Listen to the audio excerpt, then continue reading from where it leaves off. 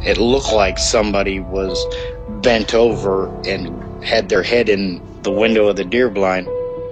It either heard me or smelt me, and he pulled his head out of the tent and stood straight up, and that shocked me.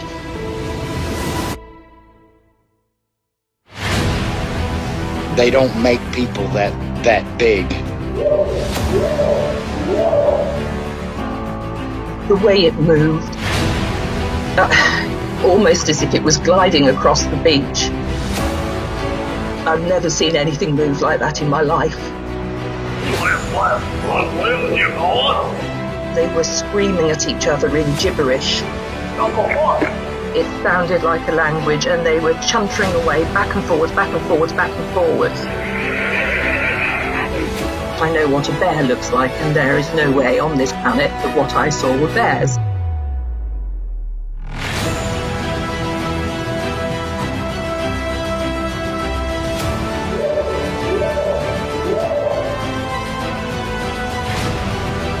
911, what are you reporting? Jesus Christ, you better... Sir? Gia! Hello? Get somebody out here. What's going on now, sir? That son of a bitch is about 6'9", I don't know. Do you see him now, sir? Yes, I'm looking right at him. Uh-oh.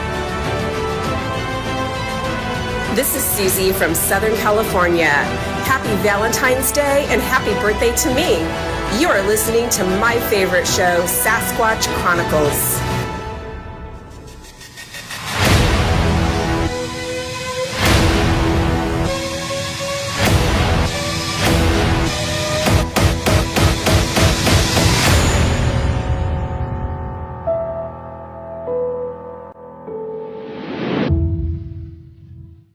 Welcome to the show, everyone. Thanks for being here tonight. Got a great show planned for you. We're going to be chatting with Ken. And Ken had an encounter in 1962 in Montana while hunting. And this is way before the Patterson-Gimlin film. And when Ken and I were talking, Ken said, I didn't know what it was. I thought it was a man. I just thought it was really weird. He was carrying a deer and he was running at full speed across this valley. And we were watching him up above on a ridge.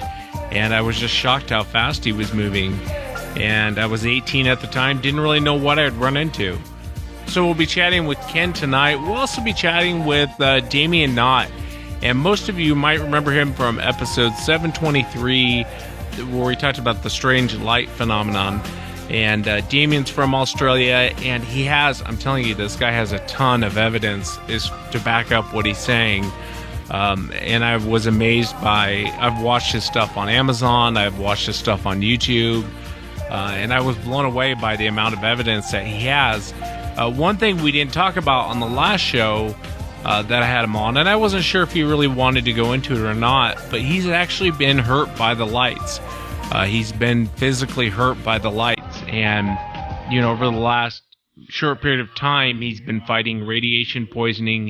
He has physical effects of this encounter, and he'll be going into that tonight. We talk about the lights a lot regarding Sasquatch or any weird cryptids. There seems to be these weird balls of light that show up, and not only in cryptid encounters, but also in people out hiking or hunting. They'll be out in the woods and they'll see these weird balls of light flying around. So Damien's encounter, what happened to him, is definitely a warning to people who approach the lights, and he'll be talking about that tonight. If you've had an encounter and you'd like to be on the show, shoot me an email. My email address is wes@sasquatchchronicles.com, and if you get a chance, check out sasquatchchronicles.com. You can become a member and get additional shows. Let's jump into it tonight. I want to welcome Ken to the show. Ken, thanks for coming on. Thank you for having me. Yeah, I appreciate you being here, Ken. And I know you were actually out hunting when... but if you would take us back, I know that it happened in 1962 in Montana. Take us back to that moment. Kind of tell us what you saw, what you experienced that day. Okay. Cool. I was 18 at the time, and they knew this place in the Beartooth Mountain Range where there was a big cliff. And I'd never been there before, so I don't know exactly where it was, but we went up there and we got out of the Jeep and we're walking towards the cliff, and they decided to go down these trees to the right that go down into the valley. And they told me to go out on this cliff.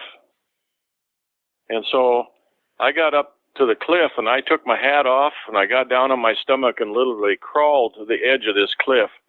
And the wind was in my face. I thought, boy, this is perfect because I can see forever. And I crawled out of there real slow, and I lifted up my head real slow, and I was looking down through this valley. And I saw a movement way off to my left, down in the very bottom of this valley. And I saw something coming up the very bottom of the valley, moving pretty fast. And so then I got my gun scope up and my gun, and I started watching this thing through the scope. And it was moving pretty good, and it had a hold of a deer in its right hand.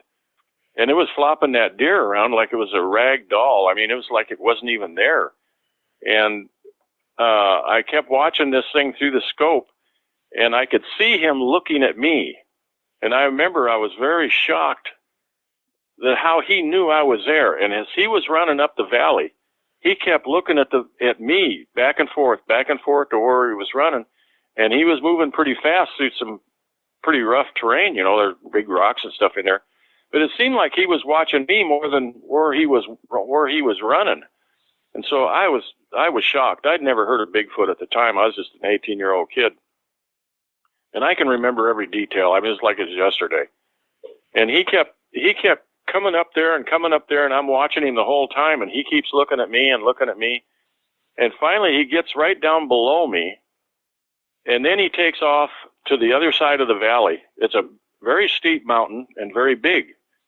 And he just took off up that mountain and never slowed down a bit. He got about halfway up, and there was about a 4-foot ledge. And he came to that ledge, and that never slowed him down at all. He threw that deer up ahead of him and jumped on that ledge at the same time and kept running up,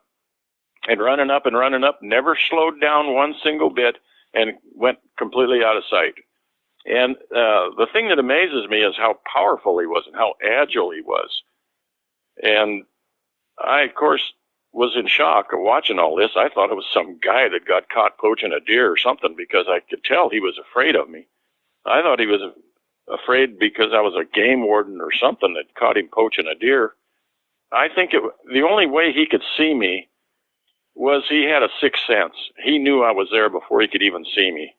And over the years, I've thought about that a lot, and that's the only way he could have seen me, because it was so far away, and I wasn't exactly skyline, but there was trees around me on both sides. So I've always had that thought. He knew I was there. And the only reason I caught him in the act, the only reason I caught him in that position was because he was busy killing a deer. And maybe he got distracted from his sixth sense or something like that. And I just happened up on him, and he looked like, oh no, I got caught, I'm getting out of here. He took his deer with him, and away he went. And then when we got back to the Jeep, I told those guys I was with what I saw, and they told me I was crazy. So, okay. I've been listening to that for 59 years, so no big deal there. Yeah, I hear ya. It's what an amazing sight, though, you saw, Ken. I mean, it's running at full speed with a deer in its hand, and full as well as I do. That's why you quarter a deer out, because they're too big to pick up and walk off with. But for you seeing this thing running full speed with a deer in its hand, what an amazing account. Oh, it was like it was nothing, It was just literally like a rag doll. And then mule deer are pretty big animals, And I remember when we got up there, I looked down in that valley, and I thought, boy, if I shoot a deer down there, I don't know how we're going to ever get it out, because there's some big mountains. But he didn't have a problem getting his out. He was moving right along. Yeah, was there anything that kind of stood out to you, Ken? I mean, you're looking at this thing, and it's obviously, I think in 1962, my first thought would be, oh, it's a man. But, when you're watching him run with this deer and go up a steep mountain and do these things that are almost impossible to do, when you were looking at it, was there anything that stood out to you when you were looking at it with or without the scope? Was there anything that stood out to you? Well, not any more than what I've already told you. I thought it was, then I thought, well, maybe when I first saw it, I thought it was a rancher, but then I realized there's no ranchers down there. There's no cattle in that area. So I've gone over this in my mind a million times, and it's still the same story. I saw what I saw, and the power and the agility of this thing was just remarkable. He went up the side of that mountain. It would have taken me, if I could do it, maybe 7 hours. I don't know. But he didn't slow down a bit. He was running at the same speed as when he was running when I first saw him. I mean, he was gone. Yeah, let me ask you, when you were watching this thing and it was going up and it was doing all these things, what was kind of going through your mind? I know you immediately thought rancher, but what was kind of going through your mind when you saw this thing do what it did? Well, just shock. I didn't know. I just was never heard of Bigfoot before, so I thought, what in the world is that? I never thought it was of course it's not a bear. I've hunted bear. I know what a bear looks like. I lived in Yellowstone Park with the bears for 1 year. And we had a pack of dogs where we hunted coons and bobcats all the time. So I'm used to being in the mountains, and I'm used to being around wild animals a lot. And that one was just a mystery. It was totally unexplainable. It's a funny thing. This happened 59 years ago, and over that period of time, I tell people, hey, I had a couple of Sasquatch encounters. And in that 59 years, telling that I had those encounters, not one single time has anybody says, wow, I want to hear about it. Tell me the story. It's really a strange thing, because some people are almost afraid of it, afraid of the truth or the story, or maybe they think I'm crazy, or both. But I've had people tell me, I had one friend of mine tell me, he says, well, I believe you. And so that was reassuring, but most of the time it's just a shut-off. My grandkids believe me, I think. They like me to tell them that story. But most of the people, it's just turn off and scared. It scares them more than people that get close up to Sasquatch, I think. It's a mystery. Yeah, it is. It definitely is a mystery. I'm kind of curious, Ken, at the moment I realize you're looking through the scope, and you probably realized then this isn't a man. I mean, men don't pick up deers and do full sprints across the valley, then up the side of a mountain. And so I know that at that moment you realized it wasn't a man, even though that's probably where your mind wants to go. But was there an aha moment? I mean, was there a moment where you thought, this is Sasquatch, this is what I saw that day? Was it when you saw the Patterson-Gimlin film? Yeah, no, it was a little before the Patterson-Gimlin film came out. I moved to Minnesota for a while to go to school, and I was watching TV, and they were talking about this Bigfoot. And I was sitting there watching this program, and all of a sudden I just got up and screamed. I said, "That's it! That's exactly what I saw! I finally got the answer to what was going on." And some people were in the other room, and they thought I was insane yelling like that. But I was very happy to see that information. I don't think the people in the other room still believed it, but I believed it, and I knew exactly what I saw. That really helped out a lot, and it's really is discouraging when you see something like this 59 years ago, and then nobody wants to hear you talk about it. Something so extraordinary, and they just ignore you. It's like I want to slap them in the face. I'm telling you the truth. But over the years, I've thought about, if I ever see another one, about whether I would shoot it or not, and sometimes I come to the conclusion, no, I don't want to shoot it. But then it would be kind of neat to shoot one to show the world that they're there, to prove it, to all these people that have ridiculed you and made fun of you, and I'm sure talked behind your back and behind my back, and it would be kind of fun to say, okay, here you go.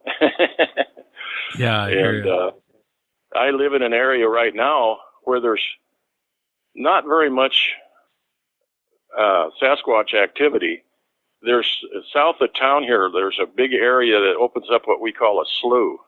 We have my wife and I have an airboat, and we go back in there fishing and hunting and shooting hogs, and there's Sasquatch everywhere. I don't know why they wouldn't be there. So I always carry plaster of Paris with me in case I ever see a print. But boy, that'd be a tough place to find a print out there. But it would be interesting to find something out there. Now, one of the hunters down here, he's a guide. I heard that he was out there one night and saw something. He wouldn't talk about it. He saw something that just scared the hell out of him, I guess. So I went up to him one night and I says, "Hey, did you ever see anything out in the slough that was real scary?" And he got all upset. He says, No, I didn't see anything." Turned around and walked off. It was more than obvious that he was lying. But he will not talk about whatever he saw out there. And I'd like to find out. I'm gonna see him again one of these days and try to pin him down. Yeah, I hear you. Well, tell them what you saw. A lot of times if you tell people, "Hey, I saw this," and a lot of times they'll open up and say, "Okay, well, I saw this too." I would definitely give it another shot. I want to ask you, I realize you're on a ridge on a mountain looking down into a valley and you're seeing this thing. Was it one solid color or was there hair that you remember? It was so far away, it just looked dark to me. And I couldn't distinguish anything other than the only thing I can distinguish is how he was looking at me, which just to this day amazes me that he knew I was there. And he looked totally frightened. I mean, it was like he couldn't get out of there fast enough. And I don't know, maybe he knew I had a gun and I was a pretty good shot. So maybe he made the right decision. But I didn't even think about shooting him. I thought it was a man. I didn't have anything else to go by.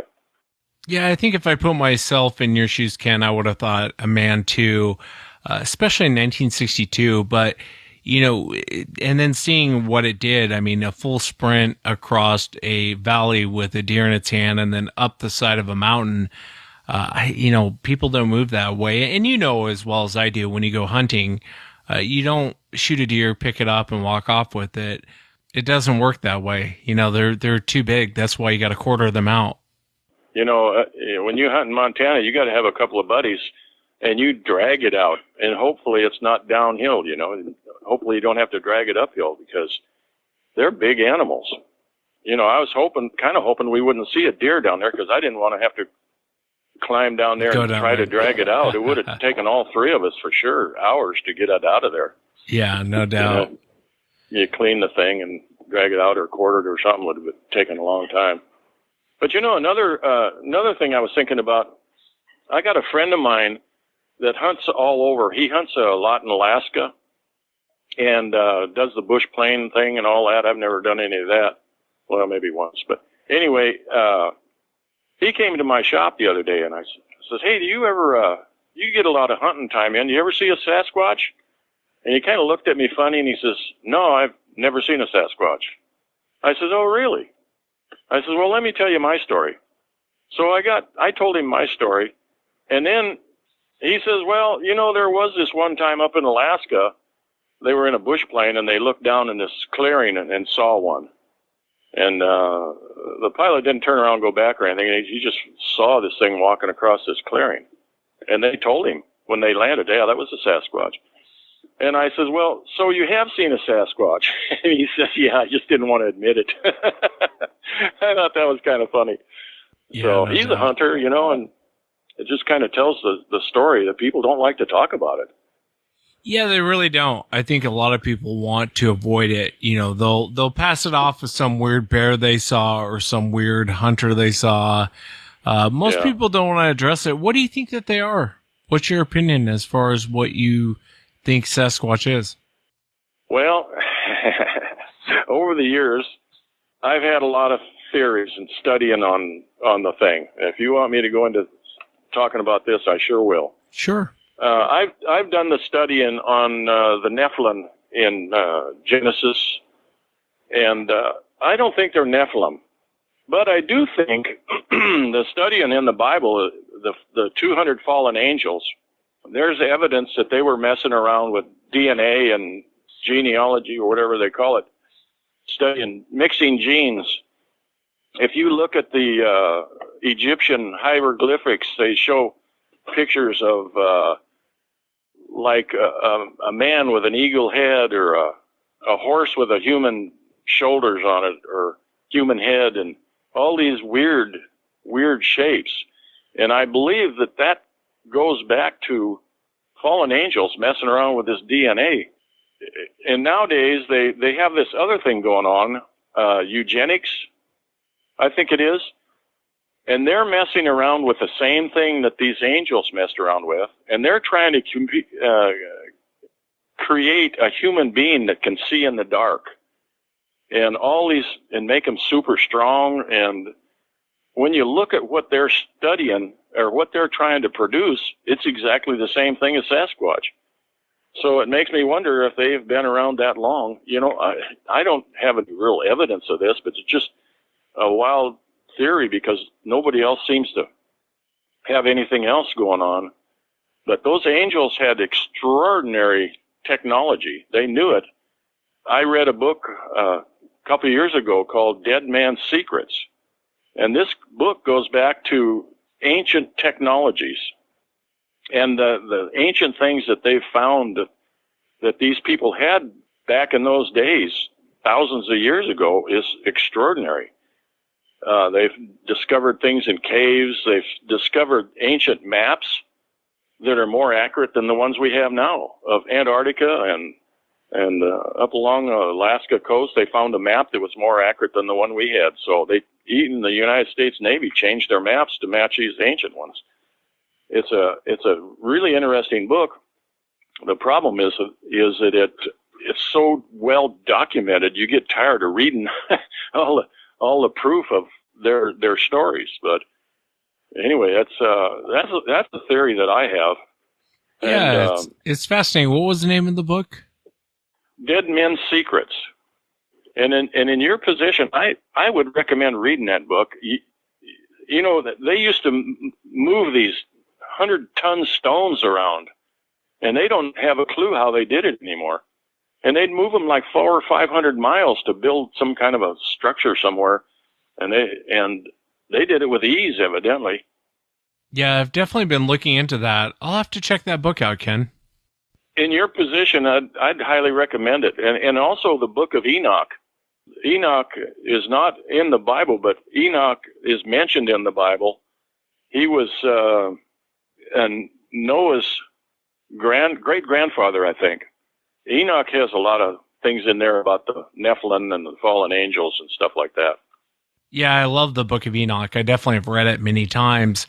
But it's fascinating. What you're saying is you don't think that they're the Nephilim, but it's some form of abomination. Yes, that's exactly what I'm saying. Yeah, that's just I really spent a lot of time studying this stuff. Hell, I had 59 years to do it, and I'm still going it. And your YouTube thing has helped me more than anything. That's a great place, man. You get some people on there that know what they're talking about. I appreciate it. Thank you for that. Yeah, no, thank you. And I got to thank you, Ken, for coming on. Thank you for taking the time. It's a fascinating account. It's I think a lot of hunters can relate to your encounter. I've talked to many, many people who, especially hunters, they'll go, well, I thought it was a guy in a ghillie suit. It was the weirdest ghillie suit I've ever seen, but it was a guy in a ghillie suit. They didn't even have ghillie suits back in those days. Yeah, that's true. That's true. Now, I had another encounter, if you have time to listen to it. Yeah, absolutely. We were coon hunting down in the valleys there in the Montana area, Billings area. And we went hunting all the time. Well, not all the time, but two times a week at least with my friend that had a couple of good dogs. Like every coon hunter, they have a good dog, And we went down there hunting all the time at night, carried big flashlights and one little one to walk with. And we got the dogs started, and they took off after a coon. We could hear them barking in the background. And we walked into this clearing, kind of a circular clearing. We were walking through the middle of it. And I never did see a Sasquatch, but here's what happened. I was about halfway through that clearing, and I stopped right in the middle of it, and I drew out my pistol and I put my big flashlight on, and I was pointing my pistol and my flashlight into the trees. And this just came on me, the fear, just all of a sudden. And I'm going back and forth with my flashlight shining to the left and to the right, of me. And I'm standing there for quite a while, and I'm doing this.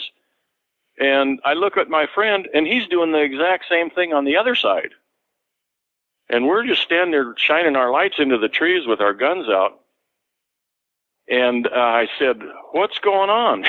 He says, "I don't know, but there's something going on."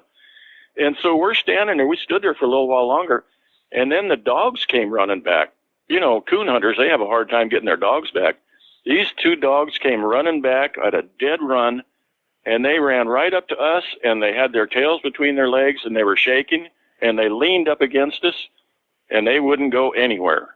And you can't get coon dogs. They don't do that sort of thing. Yeah, they don't. So we stood there for a little while longer, and we looking at the dogs and looking at the trees, and my friend says, "Hell, we might as well go home." I says, "Yeah, I didn't have a problem with that. Let's go." And so we hooked up the dogs and walked back to the truck, and away we went. But that was just an unexplained experience that I didn't put together until very recently. I knew we were scared, but now I know it was probably a Sasquatch in there. I didn't smell anything. I didn't see any eyes shine. I didn't hear anything. But boy, we sure felt fear. Yeah, it's terrifying, especially when you can't see it. Yeah. And at that age, we were, we hunted and fished all the time. We had no fear. I mean, we were bulletproof. If a coon went down in a cave or a hole or something, I went in after it, I loved the danger of the thing when we get going at it, but that sure did wake us up. It was an extraordinary experiment, another one, and I'm still looking for one. I go out in my airboat, and I got my gun, and I got my plaster of Paris, and I'd still like to see another one from a distance. Yeah, I was going to ask you that, Ken. Would you want to see another one, especially after your encounter with that thing running across the valley, then going up the side of the mountain, holding a deer the whole time, and then your second encounter, that fear, and people may say, well, it's not an encounter, but that fear of, you hear a lot of people where they just stop dead in their tracks and they're terrified. And then the reaction of coon dogs, because you're right, coon dogs don't act like that. They're fearless. But after all of that, you'd want to see another one again, huh? Yeah, I do want to see one. And I would because when I go out in my airboat, I'm looking left and right. I'm looking left and right, looking for one. The chances of seeing one are probably 1,000,000 to 1. But I hope that I do see one. And I hope my wife is with me when I do. And, I don't know if I'd shoot it or not. I just don't know. If they came close to me and I felt endangered, I wouldn't have a problem shooting it then. I mean, I'd do that. But yeah, no doubt. Seeing it off in the distance, I don't know. Yeah, I hear you, Ken. 1,000,000 to 1, but be careful what you wish for, because you might just get it. And, that first encounter of it, carrying a deer, doing a full sprint across the valley, then up the side of a mountain, after almost 60 years, that would stay with me too as well. And I can't thank you enough for coming on and taking the time to share what happened to you. Well, I tell you what, I appreciate telling it to you, because I've lived with this for 59 years, and nobody will hardly listen to me, So you got some people out there, I think, go listen. And I think they'll respect the story. Yeah, very much so. Very much so. Thank you again, Ken. Yeah. Hey, thank you, Wes. I appreciate it.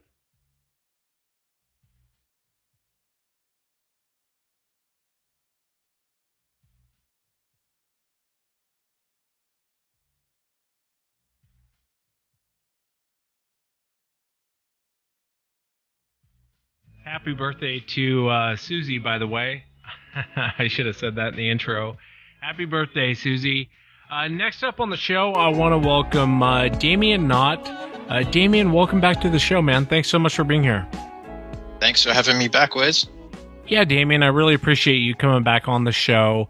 And for the audience, definitely check out episode 723, Strange Light Phenomenon, with Damien. And, Damien, where we talked about a lot of your encounters. And I've watched all your stuff on Amazon Prime, Netflix, I've gone through all your YouTube videos, and I've been really impressed with the amount of evidence you've collected over the years. And, I still don't understand why this is happening to you, but it fascinates me.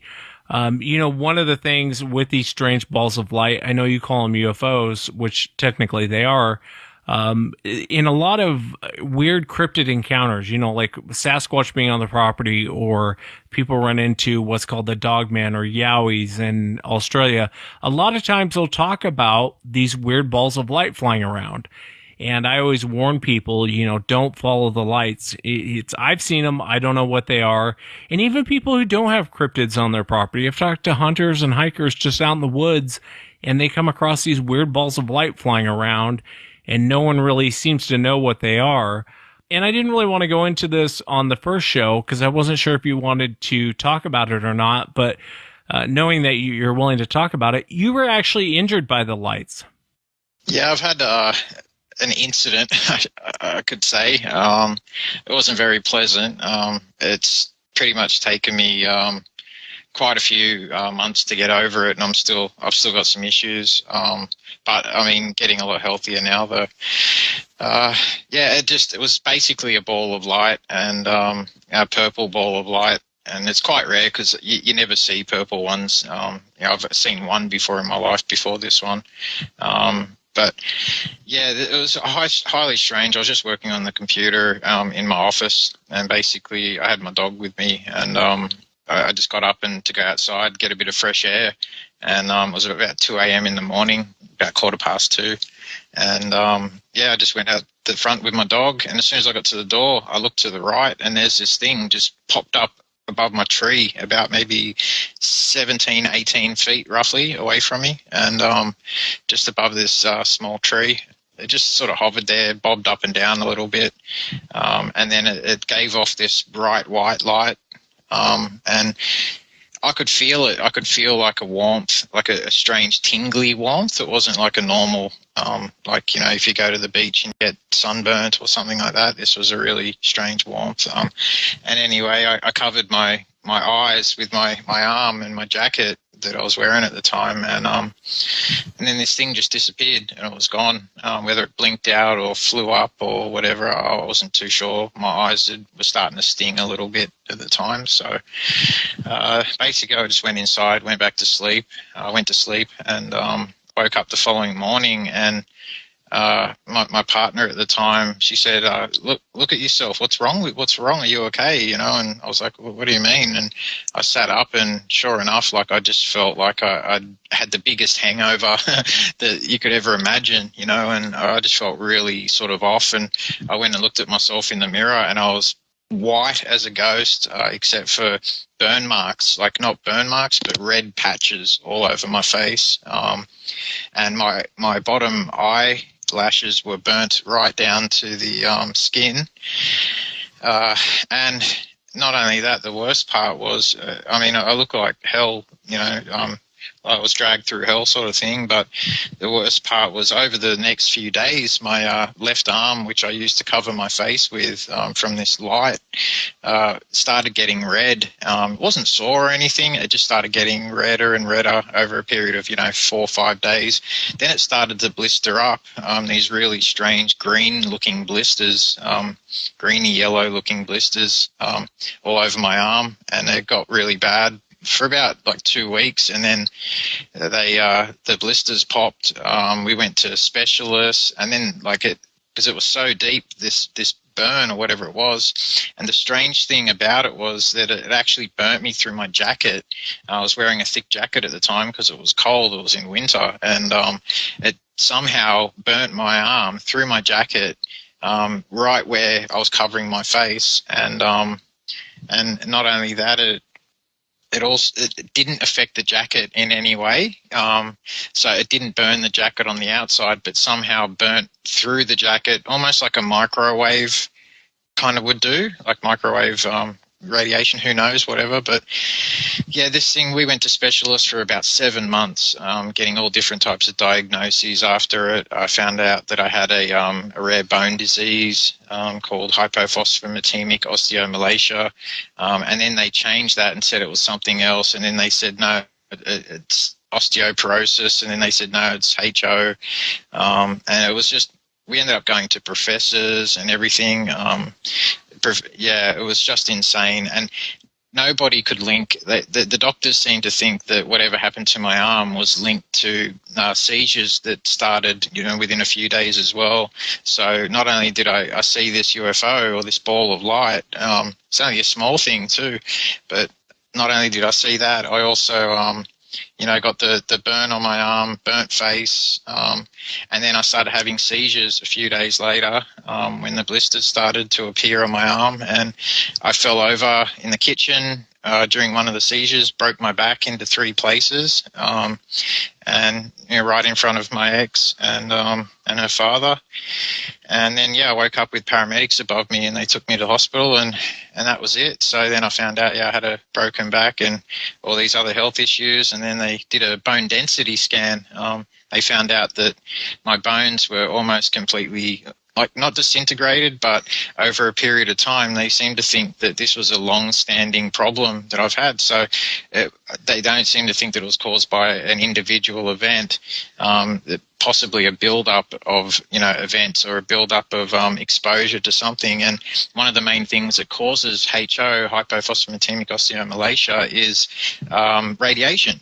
So when I found that out, you kind of put 2 and 2 together. You see a ball of light. You know that, from my own experience and from what I've read and seen, you don't touch these balls of light because, you will get sick or you will die.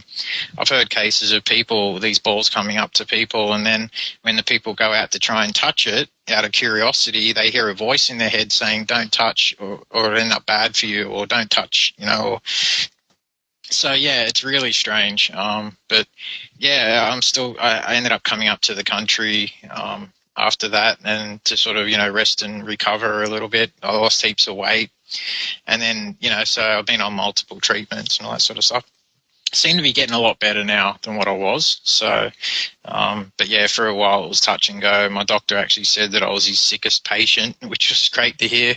But, at the age of 40, 41 sort of thing, it's pretty insane. So, that's pretty much what happened. And I haven't seen that UFO since, and I don't want to ever see it again. So, and my dog started having seizures too, and we eventually had to put him down as well. So it was pretty insane time in my life.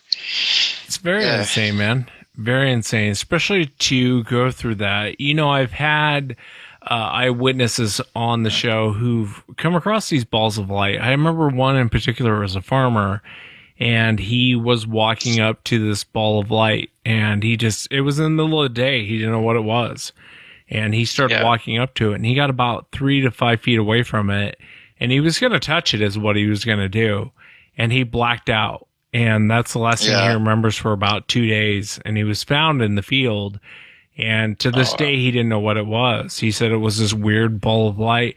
Let me ask you though, going back to what you saw with the purple light, how big was the light? And you talk about a light coming off of it. Was it shining a light towards you? At the time, I couldn't tell. First of all, it was about the size, a little bit bigger than a basketball, so it was not big at all. But the light that I saw come from it, it seemed to have when I was looking at it for a few seconds before it lit up, I'll use the term lit up because I can't really describe it any other way. The center of this ball, this purple ball, was like a white, and the white was radiating to the outside peripheral, which was purple. So it was like the white was turning into purple, and it kept on going around and around and around. And it was a bizarre UFO. And normally I don't get them come up close to me like that. I think I've only had, that was the 5th one in my life that I've had come up close since I was 9. But it's hard to say with the whole thing, whether it was that UFO that had made me sick and had affected my bones, or whether it was a build-up of previous exposures to UFOs. I think I mentioned in the last podcast, Mike Williams is an author and a Fortean investigator here in Australia, and he's into, you know, all the different phenomena and whatnot. He's been investigating my case for 8 years himself, and he was witness to a UFO flying into the ground, and this is like a cylinder of light, brilliant light, white light, and it was about maybe 7 feet long, maybe a bit shorter, maybe a bit longer. It's hard to tell. It travelled into the ground over my left arm, probably about 2 inches off my arm, down the same arm that was burnt years later, mind you. But yeah, and it just melted into the ground and it was gone. No sound, no noise, no wind, no anything. And right in front of us, you know, and literally we both jumped 10 feet. So I've had them come close to me during my life, so it's hard to work out, and it's even harder to tell a professor or a specialist, you know, when they say, oh, what work do you do? What have you been exposed to? Or whatever the case is. It's hard to say that, you know, I film UFOs and I've been exposed to a ball of light that's made me really sick. They'll think you're crazy, you know, and so it's, it's kind of touch and go with doctors. You can't really mention UFOs still to this day. I mean, I can with my GP. We have jokes about them and, you know, and talk about them. And I saw a UFO with him as well. So now he believes in them. So it's seeing is believing at the end of the day, I guess, right? So, yeah. Well, and that's the point I want to talk to you about. I mean, what an emotional roller coaster for you, Damien, to be on. You know, I think if I was, you know, I won't talk about the doctors in a second, but if I was in your position and this thing had caused me the harm it had caused you, you know, now you have, obviously damage to your arm, damage to your body, I mean, you know, which is very serious. And then on top of that, it killed your dog. I think I'd start hating these things. I mean, what's kind of the emotional, roller coaster that you're on? Cause I'd want to start shooting at every one of these. Not that it would help, but I would want to start shooting at one of these balls of light, you know? Yeah, totally. I'm totally with you. I backed away from the UFO field, not just because my back was broken, but because I was quite let down, to put it a nice way. It made me quite pessimistic about what I was and I have been doing for the previous 32 years. You know, I kind of realized then that a lot of my suspicions were correct, that they aren't all good. But then I started asking, you know, why? And the real part of the strangeness of the topic is, why do some UFOs let you film them, yet other ones seem to affect camera equipment? And I don't think that's just by accident, because they don't all do that, you know, when they come close. So it's not, I don't think it's an effect that, you know, of energy reacting with your camera that they're giving off due to, you know, whatever's powering their craft or their ship or whatever you want to call it. I think it's more of a directed thing. They're actually knowing what they're doing in turning off car engines or whatever the case is. But yeah, I mean, at the end of the day, who really knows? But for me, it's been an absolute roller coaster ride. I wasn't going to come back to ufology. I wanted to just sort of disappear. I had a bad prognosis. At one stage, they thought I had a cancer, and they cut out a precancerous tumor out of my stomach that they then thought was cancer, and it turned out it was some rare kind of stomach tumor. So all this stuff that's happened, and now I've got heart problems as well.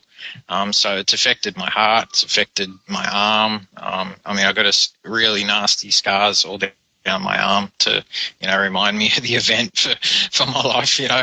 But the hardest part was, you know, with my little boy and losing him, and you know, I just kind of cursed the gods, so to speak, for a little while, and then I'm like, well, you know, it was confusing, very confusing for me. Confusing time, and I'm still confused about it. Why, you know, when they'll let me shoot them so many times, you know, film them, and then all of a sudden this one different UFO doesn't want me to, you know. And some people have said that I have mentioned it too, that it could be, you know, some type of government reverse technology kind of contraption. But the thing is that the movements it was making above the tree, the bobbing up and down and that sort of stuff, that's the same stuff I've seen, you know, multiple times during my life as a characteristic of the UFO. You know, they make small maneuvers up and down and left and right, and little swinging maneuvers sometimes, and like they're a leaf falling to the ground and then they'll just stop. Really bizarre maneuvers. But yeah, it's been going back to the subject about the physical issues. Harvard Medical School, they contacted me and they wanted me to be a part of a study that I'd been selected for, and somebody else had passed my details onto this research scholar, and it was from Harvard Medical School actually, in regards to doing an MRI. Apparently in people who see regular UFOs, there's a part of the brain that they've found which is lit up that's not lit up in other people's brains, or people who don't see UFOs. So I found that to be quite interesting. So, you know, I put my hand up for the study, and, you know, within that week, just everything went to hell after I agreed to be part of the study. Within the next 2 weeks, everything, you know, I had my emails were hacked, my website went down, I lost everything basically in a week and had to start scratch again. So 7 years worth of work just completely died. It was bizarre, like really weird timing, you know, for all that sort of stuff to happen. But you know, it happens with me a lot, a lot of strange stuff, so it doesn't surprise me anymore. So yeah, let me ask you, I think life will be difficult to deal with in your position, Damien. I really do.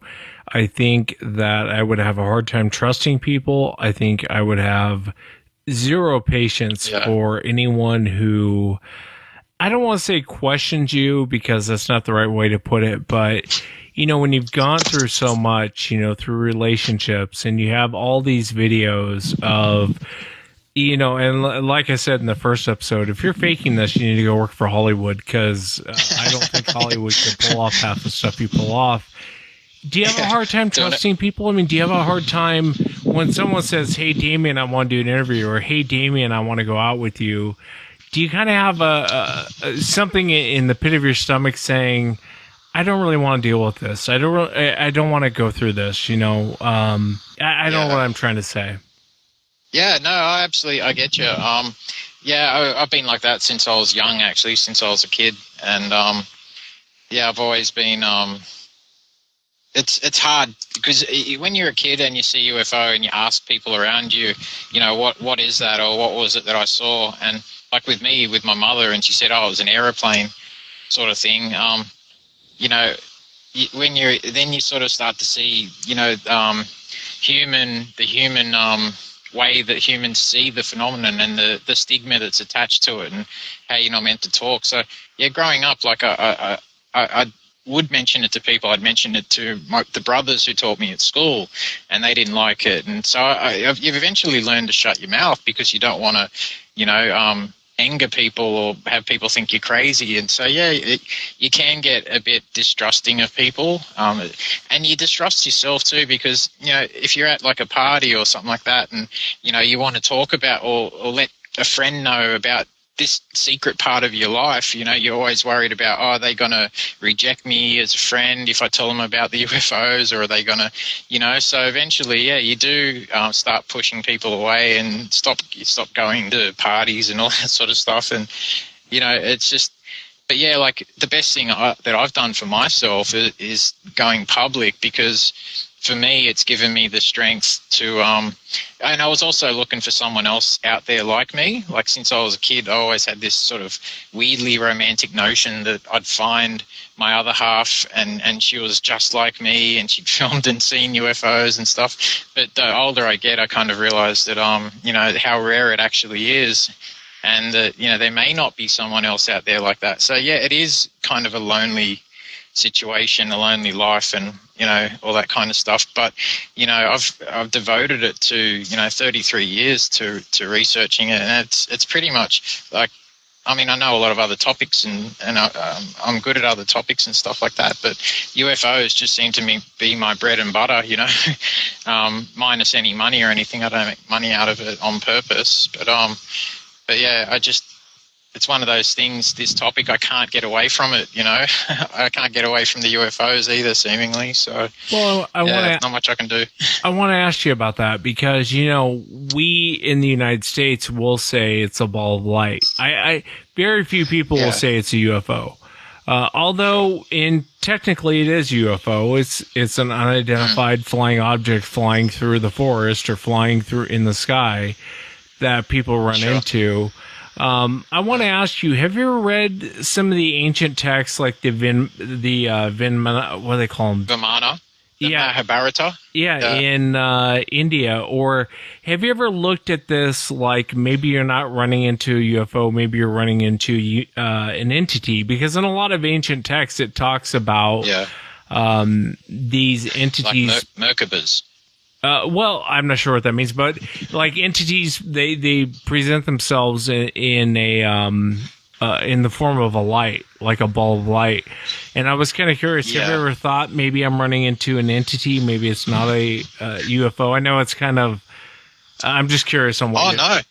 No, there's, you're absolutely, you've got a very good point because a lot of, societies, like older societies, used to, out here, just half an hour away, we have Kula National Park, and they have legends of a flying being in a ball of light that would cruise along the rainforest tops, and the women of the village would go up and watch him. They'd climb the trees, and one night they were abducted or taken up into the stars, and they became the Pleiades star system.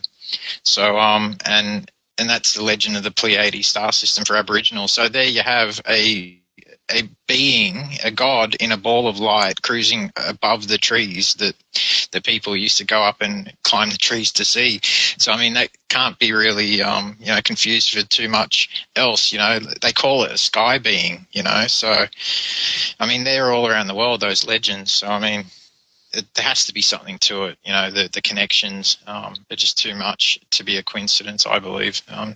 But with the Mahabharata, with even the Sumerian texts and, quite a few other ancient texts in the world go into the topic of them being beings themselves. And I believe that's a good possibility. You can't close the door to anything in this phenomenon, or you can't be closed-minded to certain points because they don't agree with your initial viewpoint. You've got to be open to everything because it's such a wide-ranging topic and it's so deep and mysterious.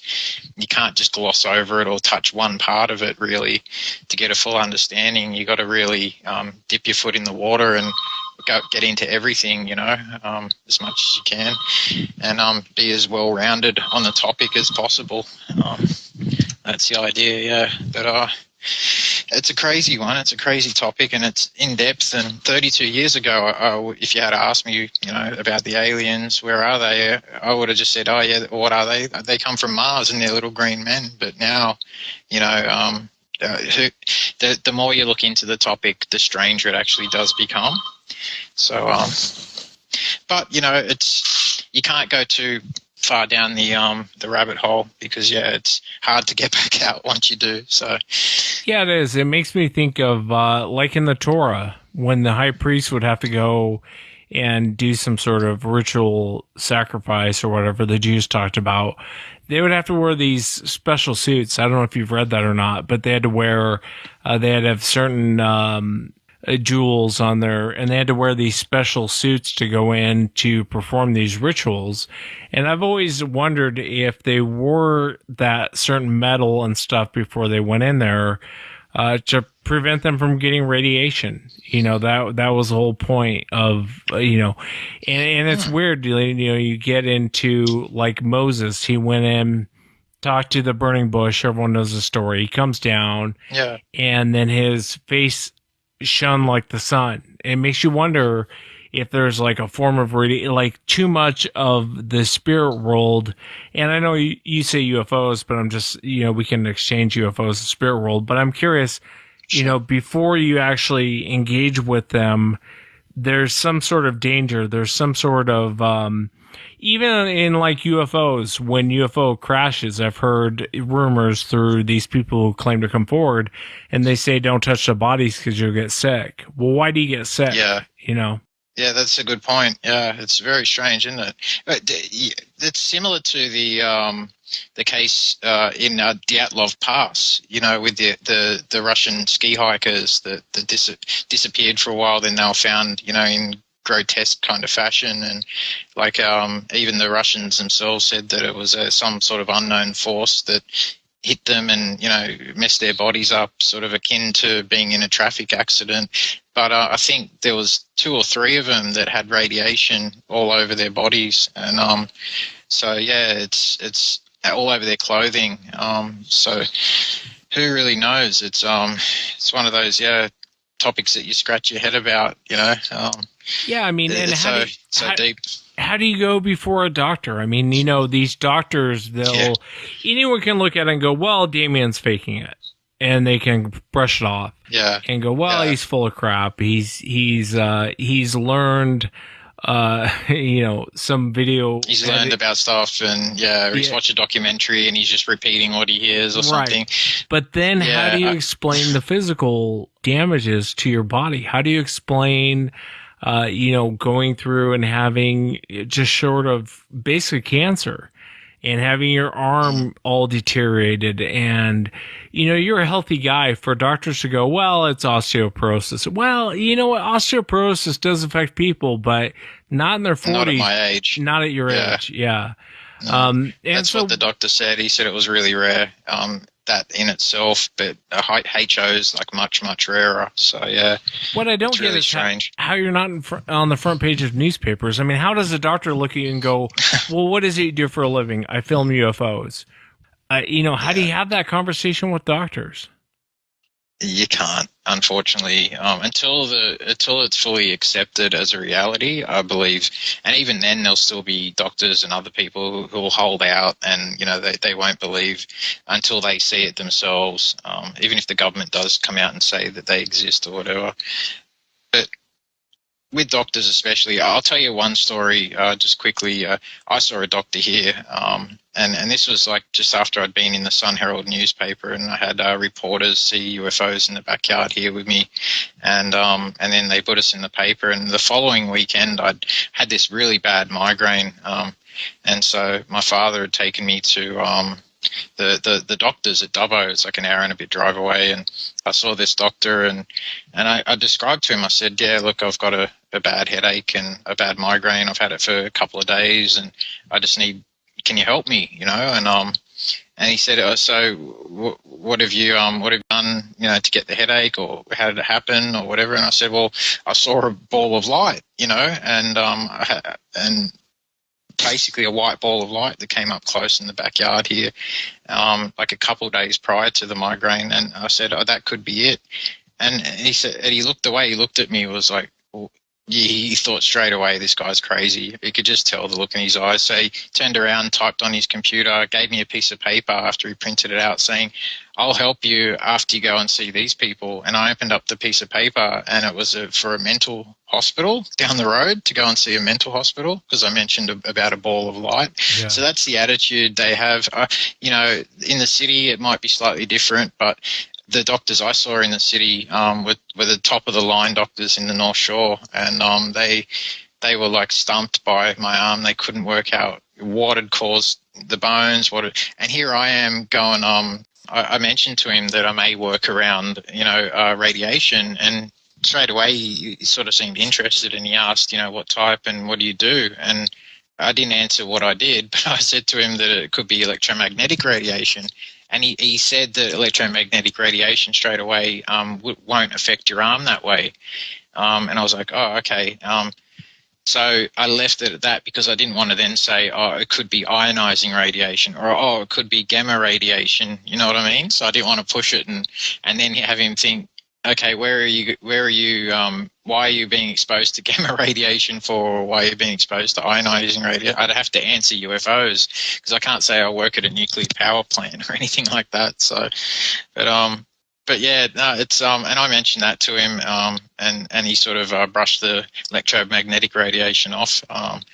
So whatever this is, it leaves, it's had a microwave radiation effect. And one of the weirdest parts of what happened to me was behind me in the office, just inside the door, was like a bunch of shelves. And on the shelves, there was like DVDs and, you know, Blu-rays, discs and all that sort of stuff, and movies and all that. And I think a few days later, because like after I got back from hospital, I had a broken back, I had some time to, you know, just lie down and watch some movies. So I grabbed a movie and opened it up, and sure enough, the movie at the top was melted inside the actual packaging of the disc without the packaging being affected in any way, shape or form. So you've got a DVD cover, you know, it's got paper in it, it's got thin plastic, then it's got thicker plastic, and then you got your disc inside, right? But the outside was completely untouched, while multiple discs, and then I went through them all, and multiple discs from the top down, up down until about the bottom 5 were all melted in the same way. And it reminded me of my arm because it melted through my jacket. So I can't explain that apart from some type of possible, you know, microwave kind of radiation, directed radiation, or I don't know what type of heat source could cause a burn on my arm through a jacket other than that. I mean, but yeah, this phenomenon, it's almost like magic. I mean, they can do all sorts of stuff.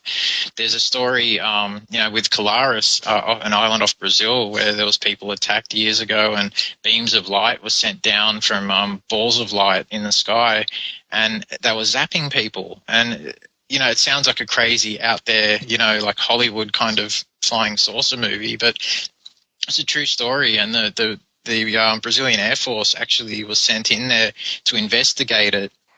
And they said that they were investigating something else, but they actually called it Operation Prato, Prato, which is Operation Saucer.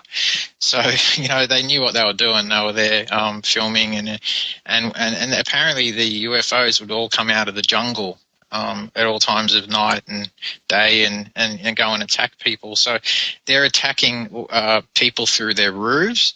So beams of light were actually penetrating roofs, and then without affecting the roof itself, and then hitting the person and causing radiation burns on them. And I think 3 or 4 people died as a direct result of what happened to them from these UFOs. So my case, and there's a few other cases out there, but my case is not that, you know, not absolutely unique or anything, but it's still left the question open for me personally. Why did they do that? You know, because I've always had like what I thought was a good connection with them, because they come at my birthdays a lot. They, you know, 6 out of my last 9 birthdays have come either 20 minutes before midnight or 20 minutes after midnight, always on my birthday. So it's really strange, you know.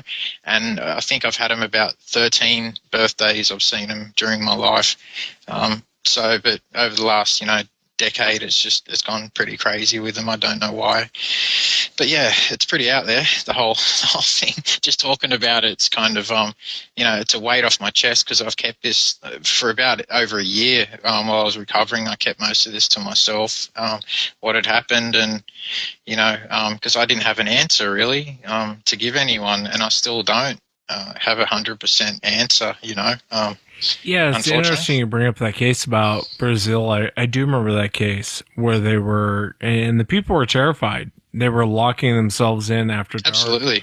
Terrified of these things. And it makes me think of like Travis Walton. I sat down and talked with him face to face, and we did an interview. Yeah. And I can tell you Travis isn't lying. He's telling the truth for sure. Yeah, on top of that, what's weird is I asked him about the light he got hit with. Everyone's seen the movie. Most people have seen the movie where he gets hit with that light. You know, they're out there cutting wood and they're working late, and he gets hit with that light. What's fascinating is I asked Travis how he felt when he woke up, and he said he felt like he was dying. He was in the process of dying, and they were trying to save him. You know, one thing that's hard to wrap my head around, because I've seen the balls of light and I know exactly what they're like when you run into them. But it's very different. You know, you talk to Travis and it's a big ship and there's beings on the ship. and they're trying to help him. And everyone's heard of the Greys and the Draconians and all the different aliens, quote unquote aliens. And in your case, you're seeing these little balls of light that are flying around. And, you know, our Native Americans here in America will tell you to stay away from them, that they will harm you, they will kill you, they will lead you to your death. They have nothing good to say about them. I'm kind of curious, have you ever thought about, why don't I have an experience with like a Grey? Why don't I have an interaction with an alien as opposed to these weird balls of light? Yeah, good question. Well, I could answer that two ways. I could say, look, you know, there's a chance that I have had an interaction through a dream. A lot of the people who are abducted, they have they wake up in their beds afterwards, usually. So this happened with me, and there was little beings walking around the perimeter of the ship, going past these porthole windows, and it was such a real dream that, you know, I was actually there. I could feel cold on my back, and I was stuck in this black, like, liquidy gel kind of glue stuff, and we couldn't move. But I had like a little rat's ponytail at the back at the time, so I could lift my head up just a bit.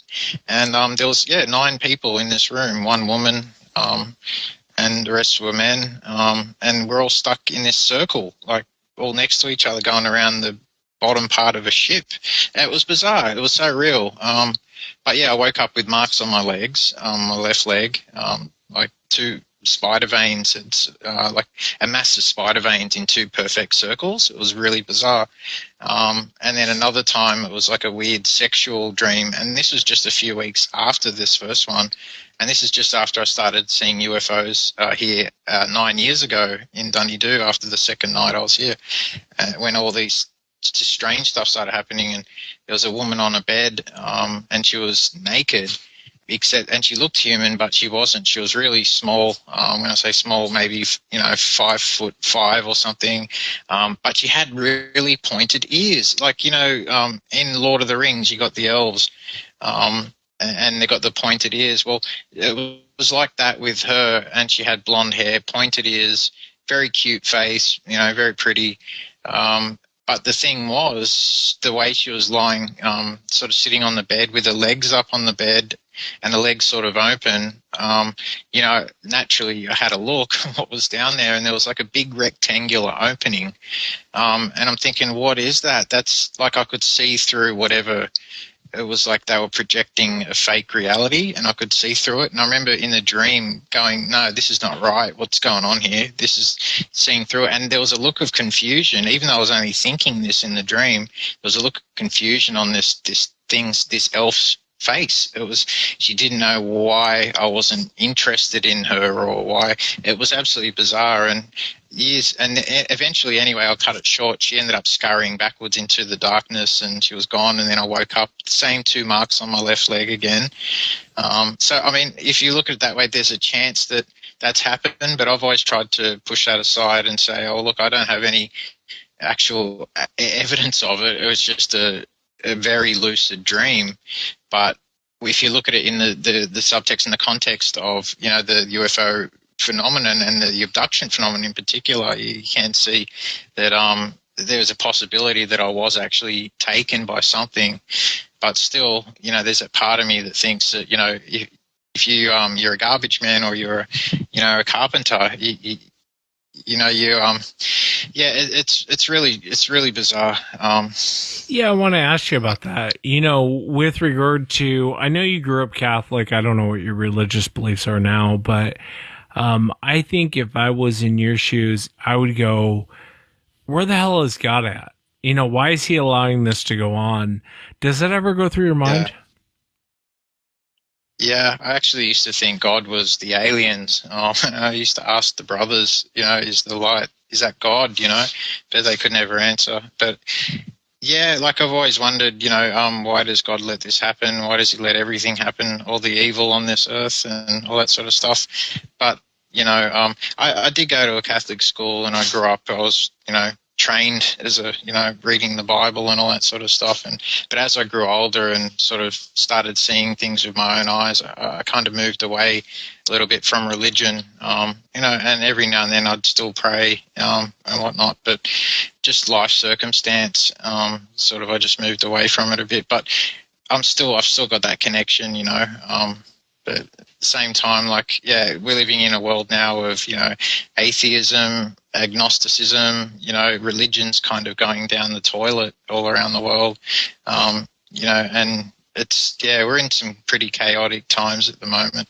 But I don't know. I can't blame a god or anything for what I've been through or seen, but, I did actually blame, I was angry with him for a while after it, to tell you the truth. I was a bit unhappy, because if he created them as well, like it says in the Bible, he's created everything in the universe, then why is he letting them attack his people, his creation?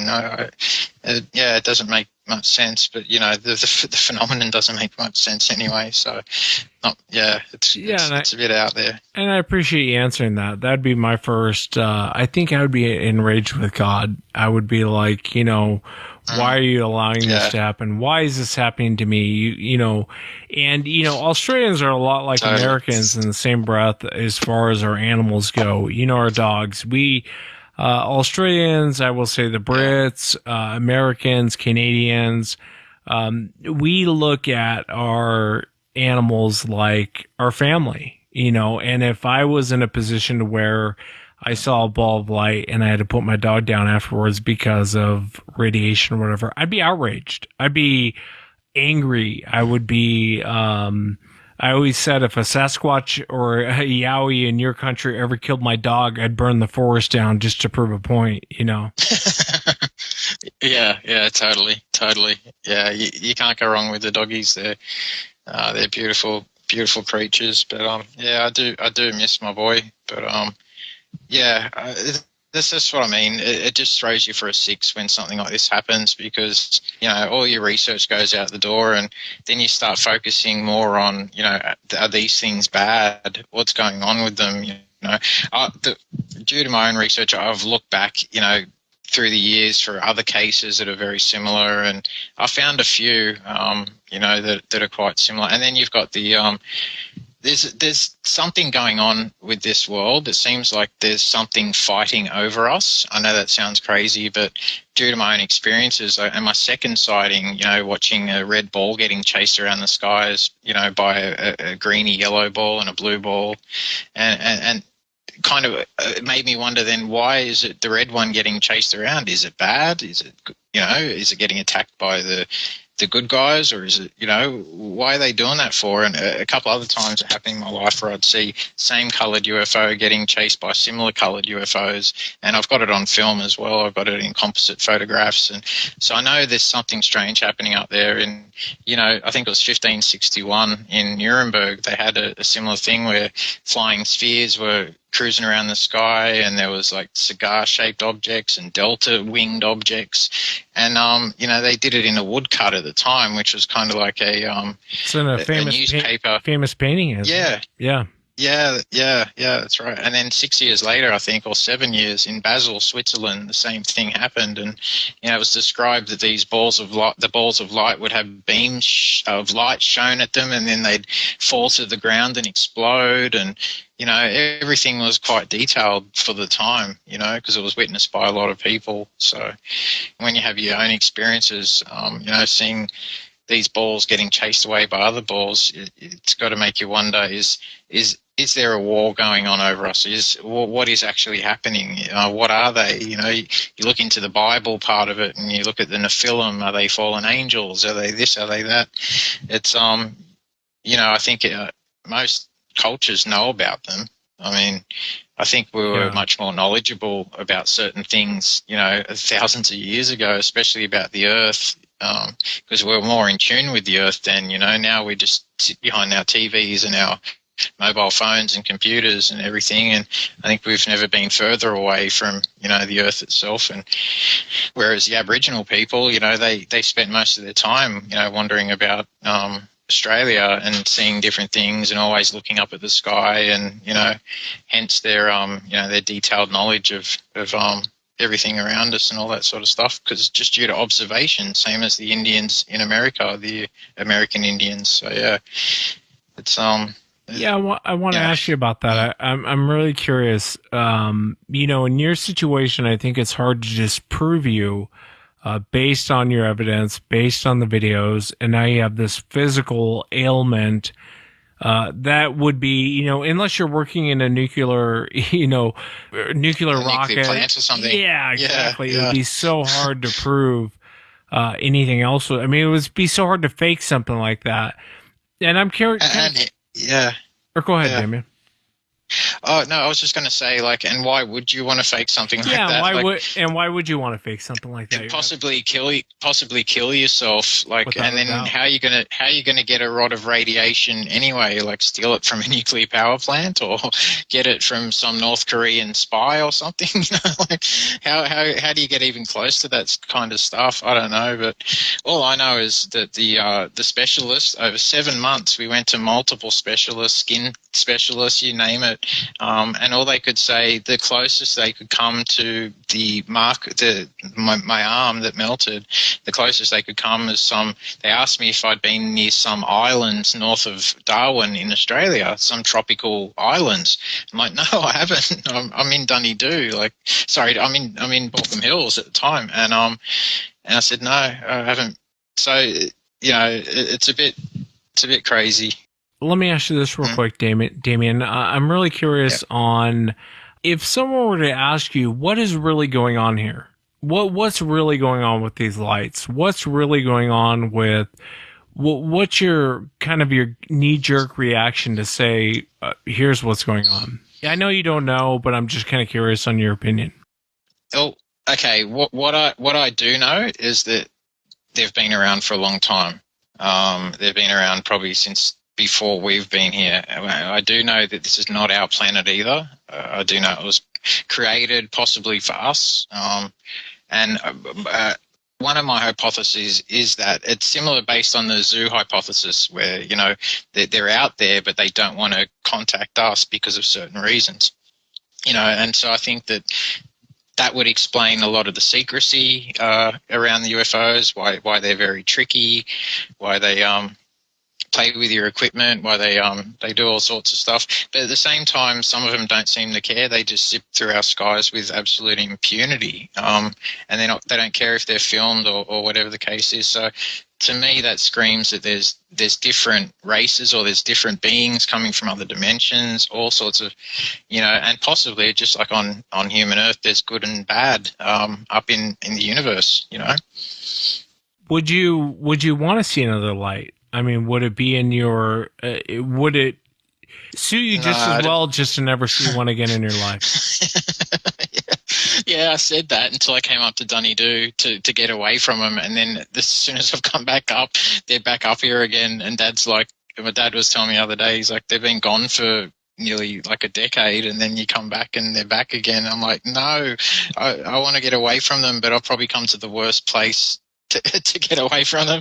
But yeah, I don't look, if I see them, I see them. I don't. I'm not fussed about them anymore. They don't excite me anymore, like they used to. Like I used to see one and then not be able to sleep all night, and the next day as well. And I'd be up all excited and on the computer and putting the SD card in and running it through Movie Maker and slowing it down and having fun. Now it's just routine. I've lost, I'd not say my passion for it, but it's severely dented my enthusiasm, I should say, for the subject. Yeah. You've been there and done that a million times. I get it completely. Yeah, you kind of get over it after a while, when you're around people who haven't seen it that much, you get the excitement from them. They're all excited and happy and giddy and all that sort of stuff. And me, you can hear it in my videos, like everyone around me is screaming and carrying on who's seeing them. And I'm the one who's gone, oh, geez, just quiet, it's enough, stop screaming and carrying on. It's just a UFO. But I can understand why other people, that's kind of as well, like going back to what we were speaking about earlier at the start about the loneliness factor, Not many people see them, and so you can't really relate to most people because they haven't had and they can't relate to you because they haven't had the experiences you've had. And when you have experiences that are that out there, it completely shapes, completely shapes your life in ways that most people will never understand. Completely shapes everything you are as a human, your thoughts on reality, your thoughts about other humans, your thoughts about where we are, why we're here. Everything just changes, and it becomes a big, open, scary book then, scarier than what, we're taught at schools, that's for sure. Yeah, I mean, and you've had a hell of a journey, and I really appreciate you taking the time to come back. And I really wanted to ask you last time. I didn't want to keep you for like a 2.5 hour show, but I was really curious about, you being harmed by the ball of light. And I think it's a good warning for people out there. Because, as humans, we're curious. We want to walk up. We want to touch it. We want, we're like little kids. And I think your encounter, your experience has taught people maybe don't go too close. It's something bizarre. It goes on. People run into it, but don't get too close. And I wanted to ask you, Damien, about your documentaries. What do you have coming up? Coming up, I've got Haunted Skies. Which is goes into certain links between different paranormal phenomenon, such as mostly the ghost phenomenon, poltergeist and all that, and the UFO phenomenon. So that's Haunted Skies. And then we've got Fractured Realities 2 coming up very soon in the next few weeks. And that's continues from part 1, goes into the subject a bit darker, like what we've been talking about today. Touches on that, shows evidence, shows the burns, and shows the reports and all that sort of stuff to back up, back up my story. And so like that, they're the two main ones right now. But I've got a crew coming up tomorrow, which would be really interesting to film a documentary. They're coming to Dunedoo, and I'm working on, I think, another 3 as well from around the world. So just sending out footage, stuff like that to them. Pretty much this year, hopefully I'll have about 6 or 7 coming out, so that should be pretty busy. Are they going to be on Amazon, Damien? Amazon, I think Netflix, Discovery Channel is buying one cool. up. So they'll be getting around. Yeah, and I really recommend that people go out and check out your work. Like I said, the first time I watched your videos, it was on Amazon, and I was shocked by what you were presenting as evidence. I was completely shocked. And then hearing your story and hearing what happened to you, and my heart goes out to you because I can look past the whole, I see UFOs, I see balls of light, I can see the human side of it, and I don't know that I would want to switch places with you, man. Hey, I get you, but hey, I'll happily switch places with you. That's fine.